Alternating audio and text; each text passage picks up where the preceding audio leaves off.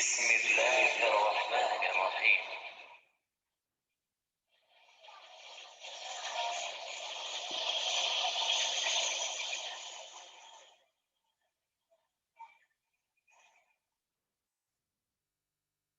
Assalamualaikum warahmatullahi wabarakatuh.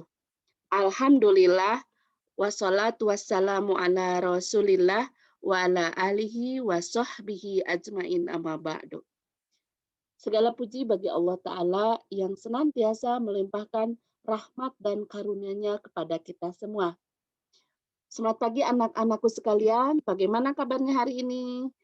Alhamdulillah, semoga kalian sehat selalu dan tetap bersemangat mengikuti belajar jarak jauh ini. Insya Allah, Ana Umu Yusuf pada kesempatan kali ini akan melanjutkan materi bahasa Indonesia, melanjutkan pertemuan kemarin. Masih ingatkah pertemuan kemarin tentang apa?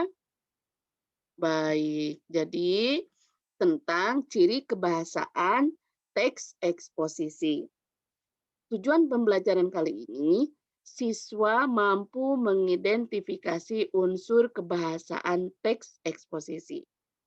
Apa saja sih kebahasaan teks eksposisi? Baik, di sini ada ciri kebahasaan teks eksposisi, ada 4 hal.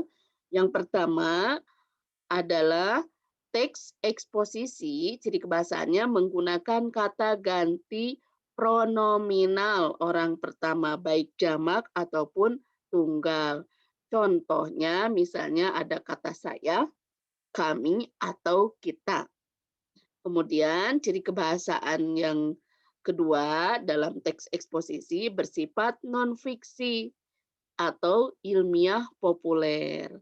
Jadi dengan bahasa yang jelas tidak bermakna ganda.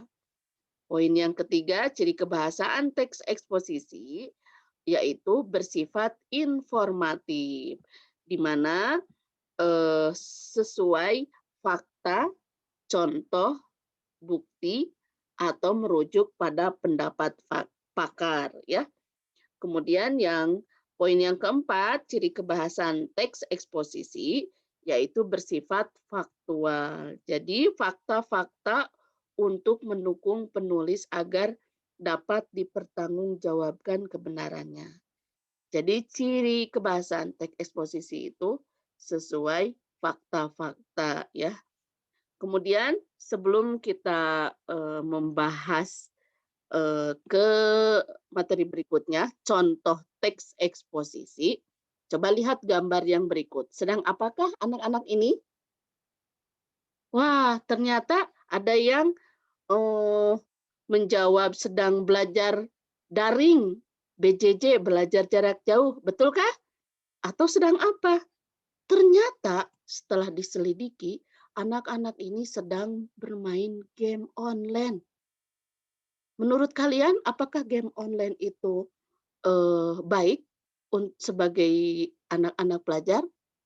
Ternyata kalau misalnya kita terlalu banyak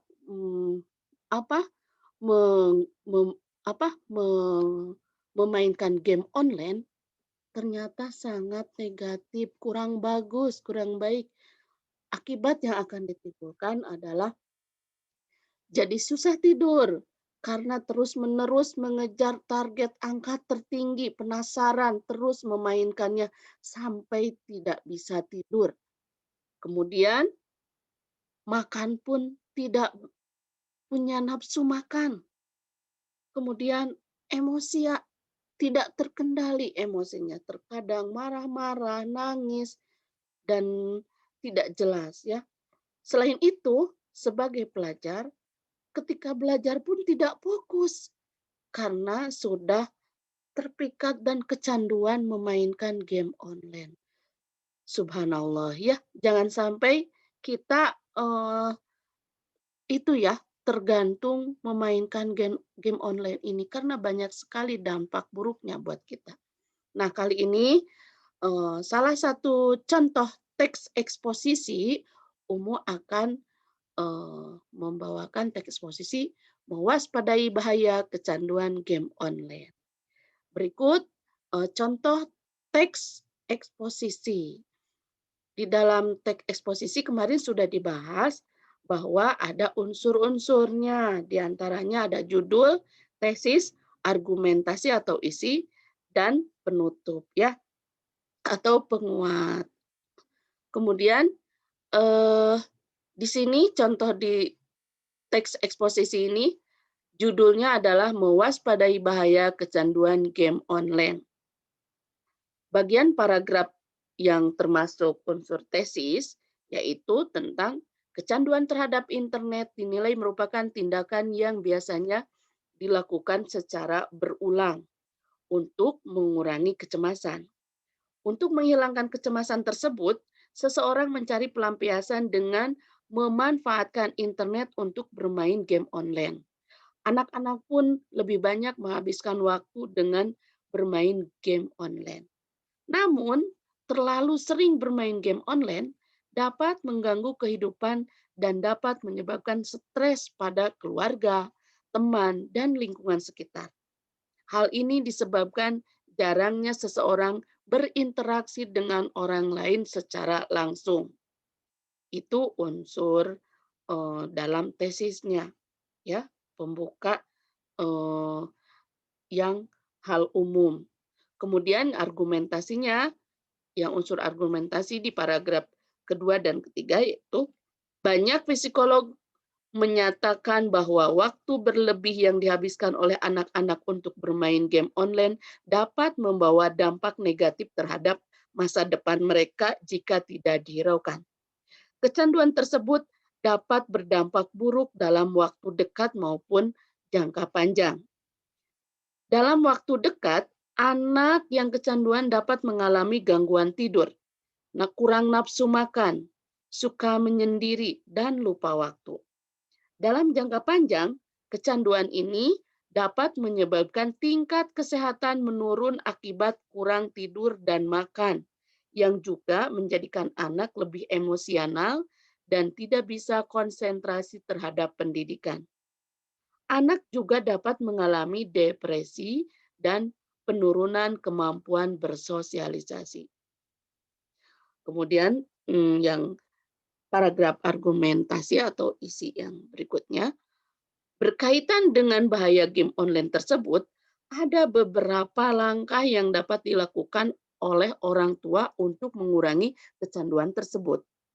Pertama, menunjukkan ketertarikan pada kegiatan anak, misalnya mencoba memahami daya tarik game online yang dimainkannya.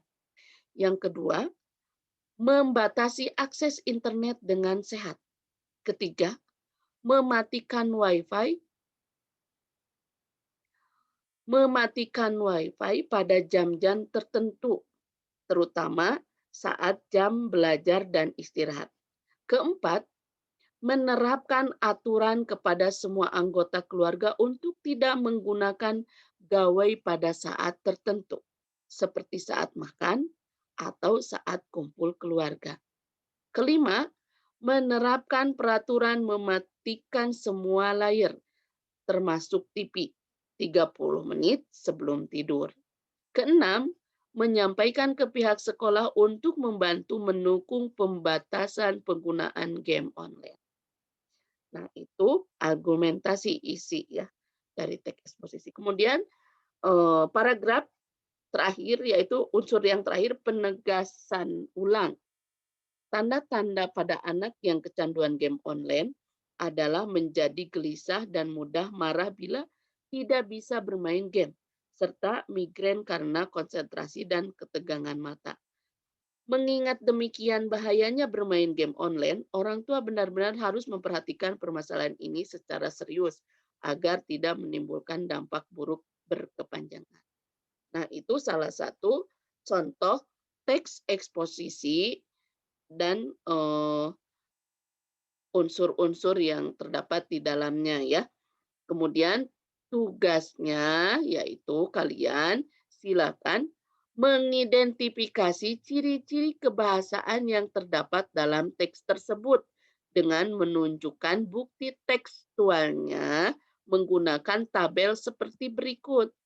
Nah, apa saja yang ditanyakan yang harus kalian cari ya yang harus kalian jawab ada 4 aspek, yaitu yang pertama aspek apakah di dalam teks yang tadi Umu bacakan ada aspek menggunakan kata ganti atau pronomina, kata ganti jamak atau tunggal. Di sini kalau ada silahkan tulis bukti tekstualnya yang di contoh teks tadi.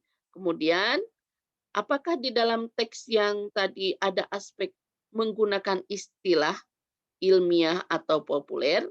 Nah, di sini ada maksudnya ini istilah ya, istilah ilmiah populer.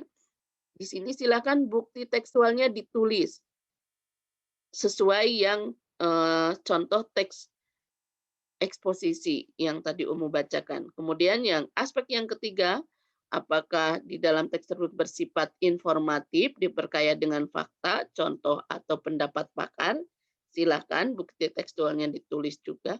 Kemudian yang keempat, aspek bersifat faktual. Apakah di teks yang tadi Umu bacakan ada teks yang bersifat faktual atau fakta-fakta yang membuktikan kebenarannya, silakan ditulis pula.